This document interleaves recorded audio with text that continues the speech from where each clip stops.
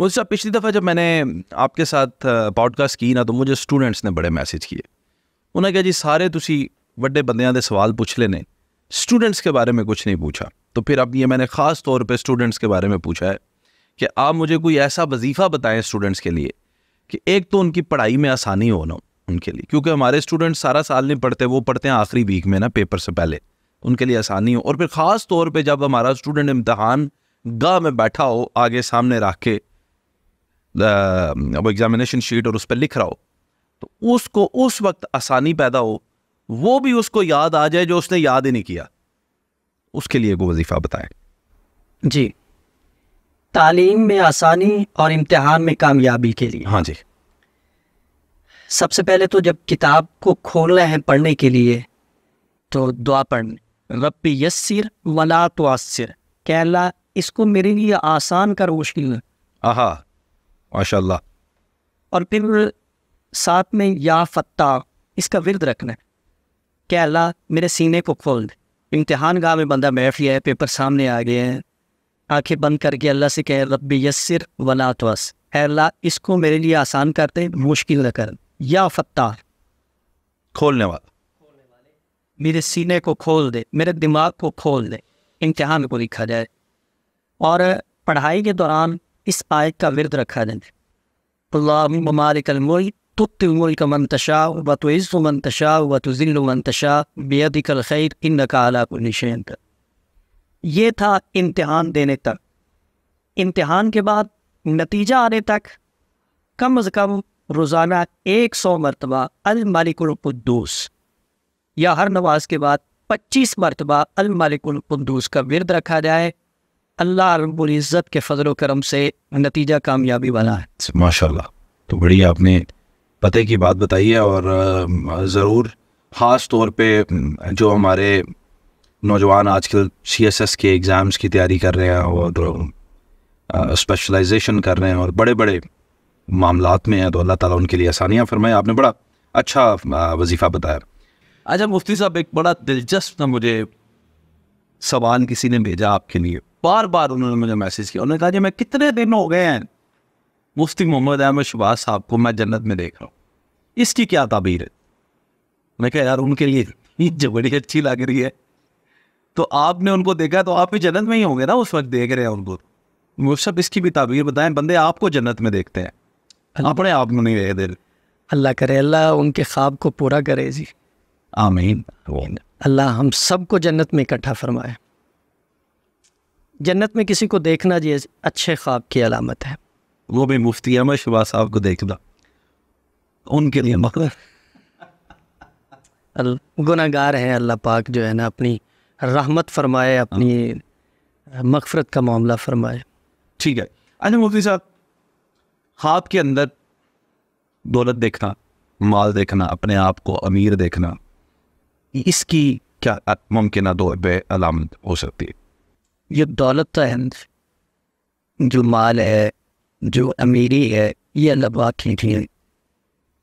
اس کو بندہ اگر خواب میں دیکھتا ہے اور بظاہر بھی وہ امیر ہے, خواب میں دیکھتا ہے بظاہر بھی امیر ہے, تو اسے یہ دیکھنا چاہیے کہ میرا طور طریقہ کیا ہے. اگر تو میں امیر ہو کے غریبوں کے ساتھ اچھے معاملات کرتا ہوں تو یہ میری امیری حقیقت میں امیری ہے, اگر نہیں تو پھر یہ امیری نہیں ہے, یہ غریبی ہے.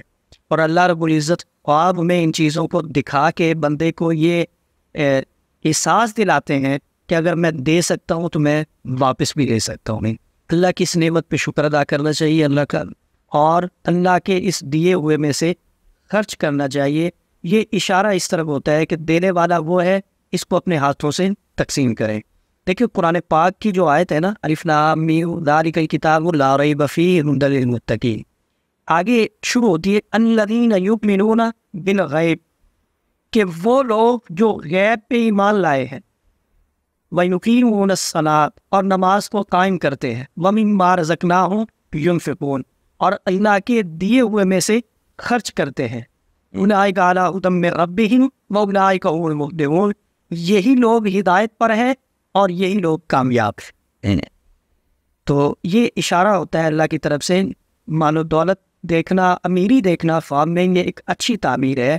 اس سے فائدہ اٹھانا چاہیے اور راہ خدا میں اس سے خرچ کرنا چاہیے. مفتی صاحب میں ایک اور آپ سے خواب ڈسکس یہ کرنا چاہتا ہوں. کوئی کوارا شخص ہے اور وہ شدت سے چاہتا ہے کہ اس کی شادی ہو جائے. آپ کو پتہ ہے آج کل شادیوں کے معاملات بھی طے نہیں پاتے لوگوں کے جلدی, عمر بھی ہو گئی, اور وہ اپنی شادی دیکھتا ہے خواب میں. ہے کوئی گڈ نیوز بیچارے کی ہو جائے گی شادی؟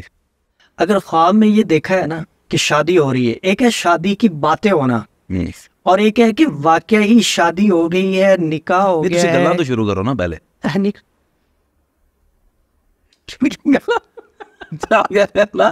باتیں ہو رہی ہے شادی کی, تو اگر اس کی شادی کی باتیں ہو رہی ہیں تو پھر مجھے نا یہاں پہ ایک لطیفہ یاد آ گیا. ماں باپ تھے, ان کا بیٹا جوان ہو گیا تو وہ ساتھ سویا ہوا تھا, تو انہوں نے کہا بیٹا, آپس میں باتیں کر رہے تھے, انہوں نے کہا جی بیٹا جوان ہو گیا ہے, اس کی ہمیں نا شادی کی فکر کرنی چاہیے, پیسے ہیں نہیں, ایک ہمارے پاس گدھا ہے اس کو بیچ کے اس کی شادی کر دیتے. اتنی بات کی تو ان کی بات نہ کسی اور طرف چلی گئی. بیٹے نے آنکھیں کھولی تو کہنے لگا پہلے وہ گدھے کی بات تو مکمل کر لیں پھر دوسرا. وہی بات آپ نے کی ہے کہ پہلے باتیں پھر آگے. تو اگر باتیں ہو رہی ہے اس کی شادی کی خواب میں, اگر یعنی مائیں بہنیں بیٹھی ہوئی ہیں, اگر تو باتیں ہو رہی ہیں تو پھر تعبیر اور ہے, اگر شادی ہو گئی ہے تو پھر تعبیر اور ہے. اگر باتیں ہو رہی ہیں تو پھر یہ ہے کہ اس کو خوشی ملے گی لیکن لیٹ ملے گی, اور اگر شادی تک پہنچ گیا ہے تو پھر اس کو نعمت مل چکی ہے بہت جلدی. یعنی کہ بہت زبردست. چلیں یہ تو شادی کا خواب آنا یہ ایک اچھا خواب ہے. آج کے بعد آپ پاکستان کے سارے کنواروں کے فیوریٹ ہیں.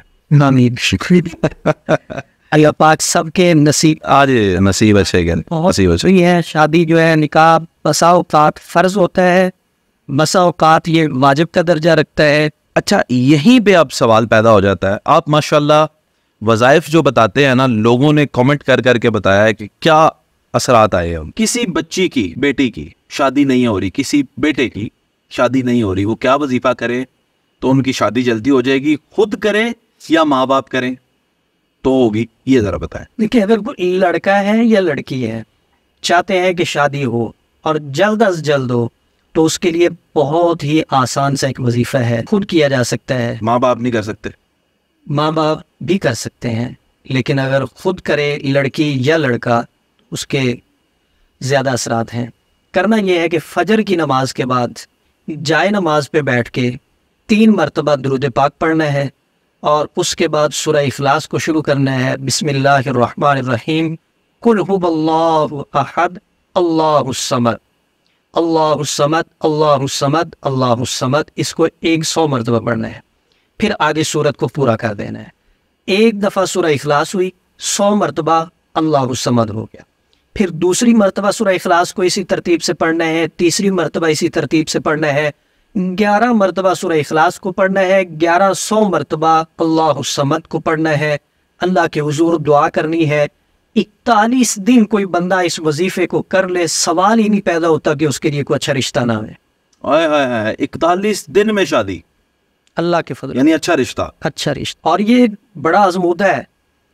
بہت ساری بچیوں کو, بہت سارے بچوں کو یہ وظیفہ بتایا, اللہ کے فضل و کرم سے ان کی شادیاں ہوئی ہیں, اچھے رشتے ہوئے ہیں. ماشاءاللہ ماشاءاللہ. ہاں ایک اور مسئلہ ہے, بسا اوقات ایسا ہوتا ہے کہ رشتے باندھ دیے جاتے ہیں. اب وہ بندش نہ ہو گئی, بندش. تو اگر بندش ہوئی ہو تو بندش کھلوانا ضروری ہوتا ہے. بالکل ٹھیک ہے.